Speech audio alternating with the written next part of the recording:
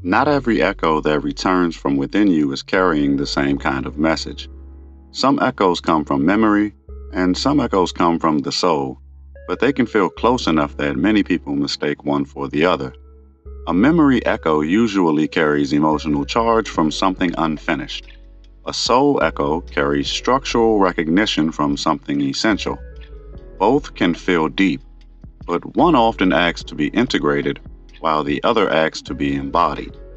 A memory echo tends to arrive through reaction.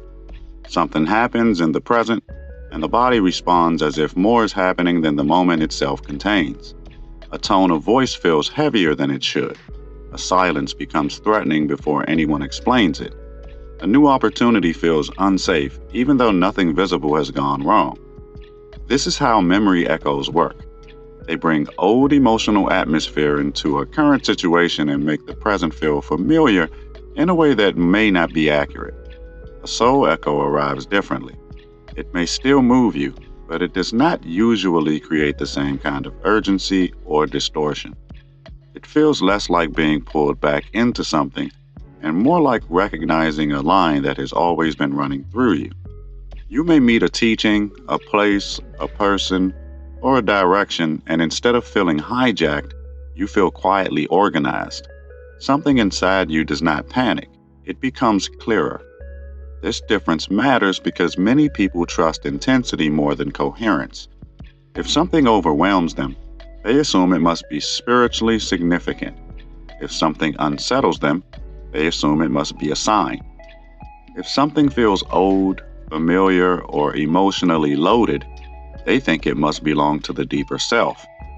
But emotional force does not automatically equal soul truth. Sometimes it is only proof that a wound has found a matching shape. A memory echo often narrows perception. It makes you see through the unfinished emotion rather than through the actual situation. If abandonment is active, every delay becomes rejection. If betrayal is active, every uncertainty becomes evidence. If shame is active, every correction becomes exposure. The present gets filtered through a past that is not finished speaking. And because the feeling is strong, the mind mistakes the filter for truth. A soul echo usually widens perception. It does not always make life easier, but it makes life more understandable. You feel more able to locate yourself inside the moment. Even if the path requires courage, the fear does not erase the deeper clarity. A soul echo can challenge you, but it does not usually make you disappear from yourself.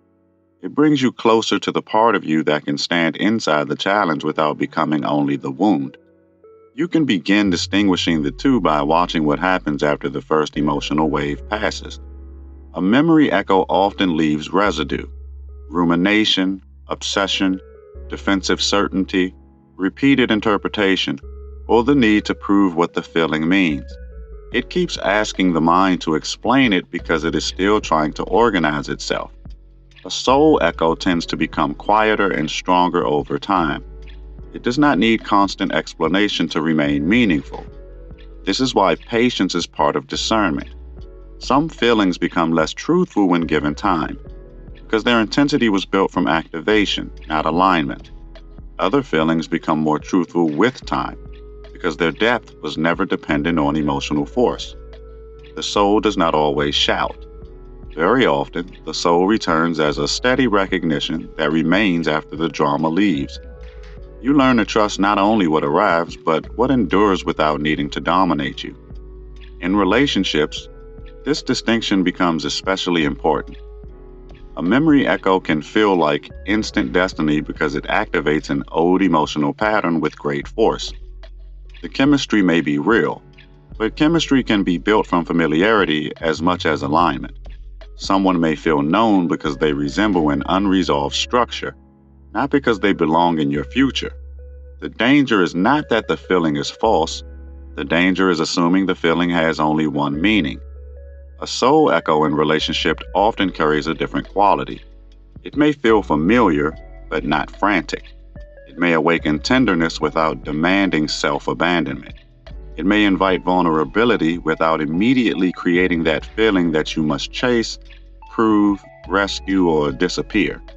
A true soul echo does not require you to betray your own center in order to experience connection. It strengthens recognition without turning recognition into compulsion. The same distinction appears in life direction. A memory echo may draw you toward a path because the path repeats an old identity you are used to wearing. You may keep choosing roles where you are needed, unseen, overburdened, admired, rejected, or responsible because those roles feel like selfhood. A soul echo may also draw you toward a path, but the movement feels less like reenacting an old script and more like becoming available to a deeper capacity. The question becomes not only what pulls you, but what kind of person you become when you follow the pull. This is where many people begin to understand why certain choices never satisfied them. They followed what felt familiar, powerful, or emotionally charged, and for a while it seemed meaningful. But after the intensity faded, the same emptiness returned. That emptiness is often the sign that a memory echo was mistaken for a soul echo. The person was not following the deeper self. They were following a charged pattern that knew how to feel important. At the same time, memory echoes are not enemies. They are not mistakes in the system. They reveal where emotional charge is still influencing perception, which makes them necessary for growth. A memory echo shows you where your past still has interpretive power. It tells you where a wound still tries to name reality before reality has a chance to reveal itself. Soul echoes are not superior in a prideful sense, but they do carry a different responsibility. When a soul echo appears, it often points towards something you are meant to embody more cleanly. It may reveal a gift, a direction, a kind of service, a form of love, or a truth that has followed you through more than one life. But even soul echoes require maturity. If you attach ego to them too quickly, you can distort a genuine recognition into a new identity performance. This is why discernment has to include humility. You are not trying to rank your experiences as high or low. You are learning how each one functions. Memory echoes ask, what still carries charge? Soul echoes ask, what still carries continuity? One reveals unresolved emotional material. The other reveals a deeper line of being. Both matter, but they should not be obeyed in the same way. A useful sign is the effect each echo has on your freedom. A memory echo often makes you feel less free at first because it narrows your choices around protection, craving, avoidance, or repetition. A soul echo often makes you more free, even if it also asks more of you. It does not remove responsibility, it clarifies it. It gives you more room to respond from truth rather than reflex. As this becomes clearer, you stop treating every strong feeling as a command. You begin to hold your inner responses with more intelligence and care. You can say, this feeling is real, but I do not yet know what it means. That one sentence changes everything because it protects you from giving old pain the authority of present truth. It lets the echo reveal its nature before you build a life around it. And once you begin living this way, the whole field of memory and identity becomes more precise. You stop asking only what returns and begin asking why it returns in that form. You stop measuring depth by intensity and begin measuring it by coherence. You stop confusing emotional carryover with soul architecture, and that distinction opens the next layer of the teaching, because there are moments when both echoes arrive together. And the real work becomes learning which voice is asking to be healed and which voice is asking to be followed.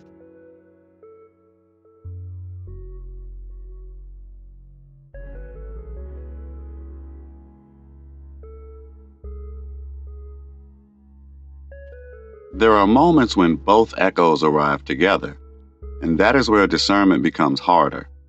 A memory echo may rise with fear, grief, longing, or urgency, while a soul echo beneath it quietly points toward something real. The emotional layer becomes loud because it is unfinished, but the deeper layer remains present because the direction matters. If you only listen to the loudest signal, you may mistake the wound for wisdom. If you ignore the emotional signal completely, you may walk forward carrying unintegrated pain into something that deserved cleaner presence. This is why the work is not to reject emotion, but to read it more carefully. An emotion can be true without being accurate. It can honestly reveal what is happening inside you while still misunderstanding what is happening in front of you. Fear may tell the truth about your history without telling the truth about the present. Longing may reveal a deep need without proving that the object of longing is aligned. The echo is real, but its interpretation must be tested.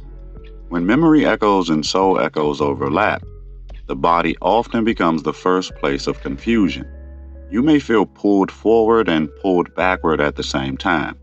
Something in you recognizes the path, while another part braces as if the path is dangerous. This does not always mean you are divided in a broken way. It often means two layers of the self are reporting from different timelines of understanding. The memory layer reports from what has happened before. It is trained by repetition, pain, survival, and association. It says, "This feels like the old thing, so prepare for the old outcome." The soul layer reports from continuity. It says, "This belongs to the deeper line, even if old fear is rising around it." Both layers are trying to protect your becoming, but they protect it through different kinds of knowing. A memory echo protects through prevention. It tries to stop a repeated wound by warning you against anything that resembles the old condition. That can be useful when there is real danger, but it can become limiting when resemblance is mistaken for certainty.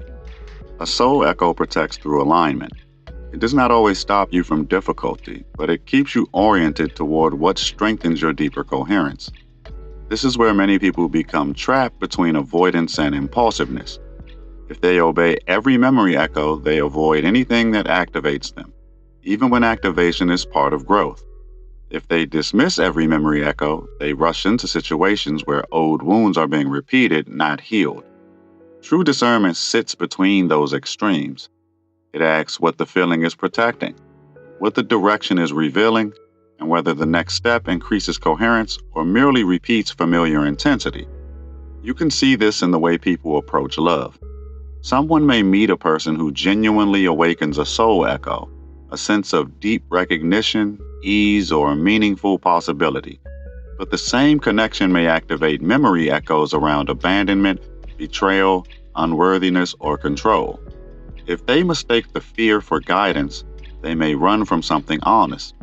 If they mistake the recognition for permission, they may ignore the work required to relate without old patterns taking over.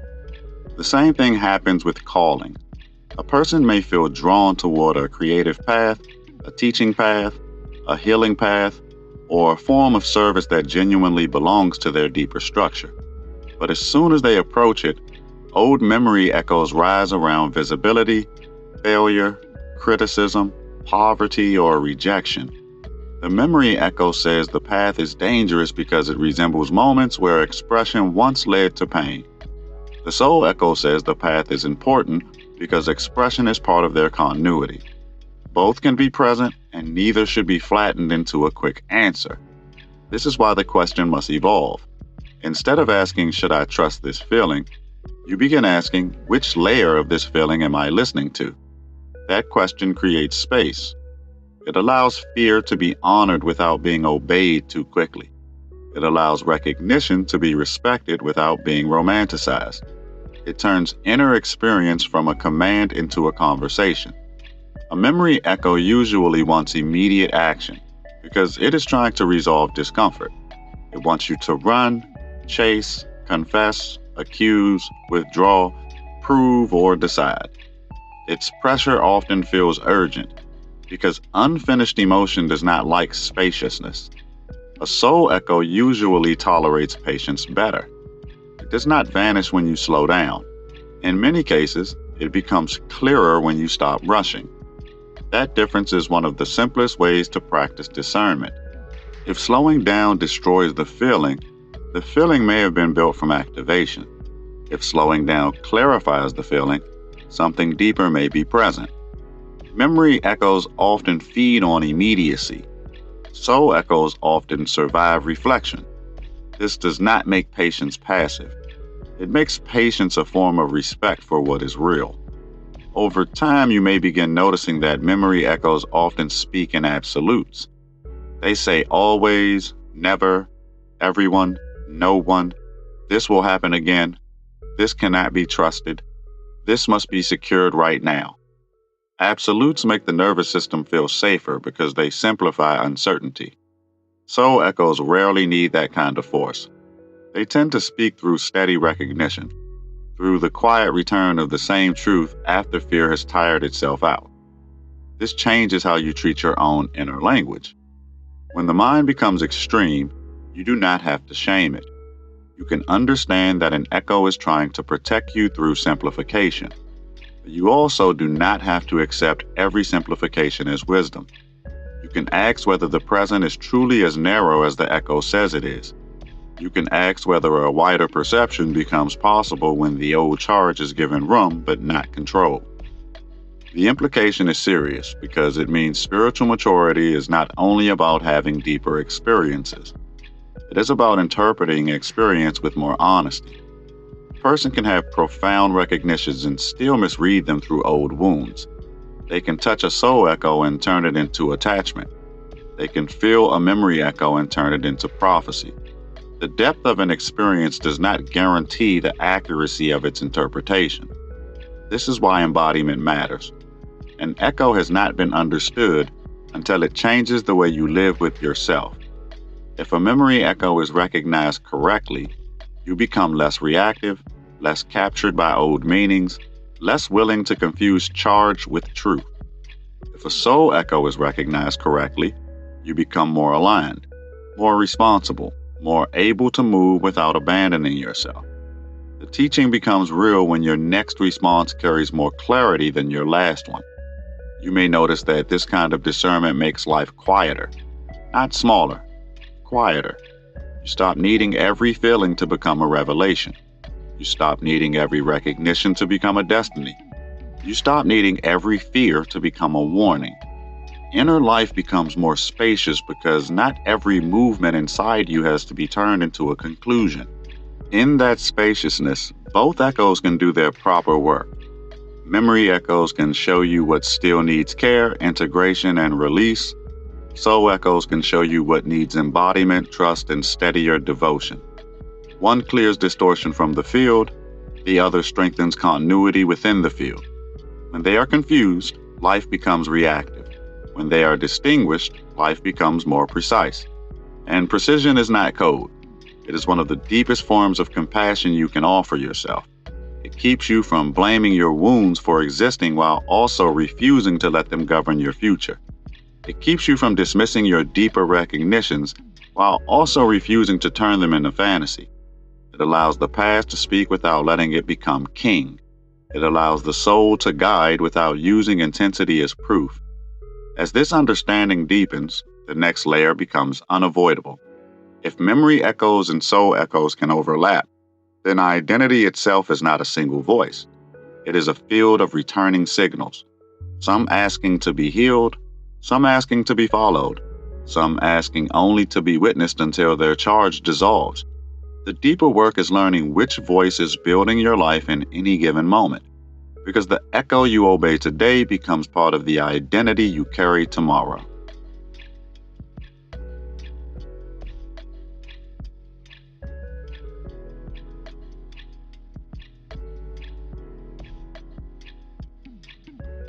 The echo you obey today becomes part of the identity you carry tomorrow. That may sound simple, but it changes the way inner life has to be treated. Every repeated reaction is not just a reaction. Every repeated interpretation is not just a thought. Each one is a small act of construction, and over time, the self begins to look like the voices it kept granting authority. This is why discernment matters more than intensity. Intensity tells you that something has been activated, but it does not tell you whether that activation should lead your life. A memory echo may arrive with heat because it is unresolved. A soul echo may arrive with steadiness because it is already integrated enough to speak without force. If you only follow what feels loudest, you may keep mistaking unfinished pain for deep truth. A memory echo becomes part of identity when it is obeyed repeatedly without being examined. If fear always makes the decision, fear becomes not only an emotion but a governing structure. If longing always pulls you toward what abandons you, longing becomes a pathway the self mistakes for love. If shame always teaches you to hide, hiding begins to feel like personality. The echo stops being something that happened inside you and becomes something you believe you are. A soul echo becomes part of identity in a different way. It strengthens through embodiment, not through reaction. You feel a deeper recognition, and then you live in a way that proves you can carry it responsibly. You become more honest, more grounded, more coherent, less dependent on emotional drama to confirm meaning. The echo becomes identity because your choices begin matching the deeper line it revealed. This is one reason many people feel split during awakening. They are not only learning new ideas, they are deciding which returning signals will become the new architecture of the self. One part of them is still fluent in old fear, old urgency, old collapse, and old self-protection. Another part is beginning to recognize quieter truths that do not need panic to be real. The tension between those two movements can feel like confusion, but it is often reorganization. You may notice that memory echoes usually want to preserve an older identity. They say, stay as you were, because that is how you survived. They do not always sound negative. Sometimes they sound wise, cautious, loyal, or practical. But underneath, they often protect a version of you that was built under pressure. That version may deserve compassion, but it does not always deserve command. Soul echoes invite a newer expression of an older truth. They do not erase the past, but they do not ask you to keep living from its defensive shape. A soul echo may remind you that you have always carried a certain love, a certain clarity, a certain calling, or a certain way of seeing, but it also asks whether that truth can now be lived with less distortion. It asks whether what once came through struggle can now come through steadiness. The difference becomes visible in consequence. A memory echo followed unconsciously often produces repetition. You end up in familiar pain with new names attached to it. A soul echo followed carefully usually produces coherence, even when the path is demanding. You may still face discomfort, but the discomfort organizes you rather than scatters you. It asks more of you without making you less yourself. This is why the body needs time to learn the difference. The mind may understand the teaching quickly, but the body has lived inside old interpretations for years. It may treat peace as suspicious, intimacy as danger, rest as guilt, visibility as exposure, or love as something that must be earned through exhaustion. These are not random reactions. They are memory echoes that have been practiced until they feel like instinct. The work is not to shame the body for carrying them. The work is to give the body new evidence. You do that by pausing before obeying the echo, by letting the feeling exist without immediately turning it into action. You let fear speak, but you do not automatically let it steer. You let longing rise, but you do not automatically let it choose. Over time, the body begins learning that not every old signal is a present command. This is where soul echoes become easier to feel. They are often buried under the noise of survival responses, not because they are weak, but because they are less dramatic. Once memory charge softens, the deeper line becomes more audible. You begin to notice what remains after the reaction settles. You begin to recognize the truth that does not need urgency to stay present. That recognition is often calmer than expected, but it carries more authority than the old storm. There is a quiet humility required here. You have to admit that not every meaningful feeling is meant to be followed. Some are meant to be listened to, held, understood, and released. You also have to admit that some of the clearest directions in your life may not come with emotional fireworks. They may come as a steady knowing that returns again and again, not demanding performance, only asking to be lived. As identity matures, it becomes less interested in proving the origin of every echo. It becomes more interested in what each echo produces. Does this return make me more reactive or more whole? Does it shrink my perception or widen it? Does it pull me into an old role or invite me into a deeper expression of truth? These questions move the teaching out of abstraction and into daily living. That daily living is where memory echoes are either reinforced or transformed. Every time you obey an old fear without examining it, the pathway deepens. Every time you pause and respond with more awareness, the pathway changes. This is how identity is rewritten in small, real moments, not through one grand revelation, but through repeated choices that teach the self which signals are no longer allowed to rule. The same is true for soul echoes. They become stronger when honored through action. A deep recognition that is never lived remains only a beautiful feeling.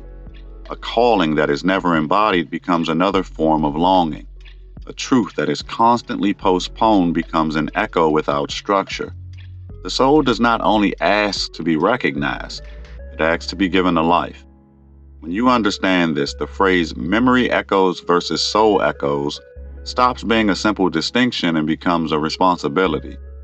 You are not just identifying inner signals. You are participating in the formation of future identity.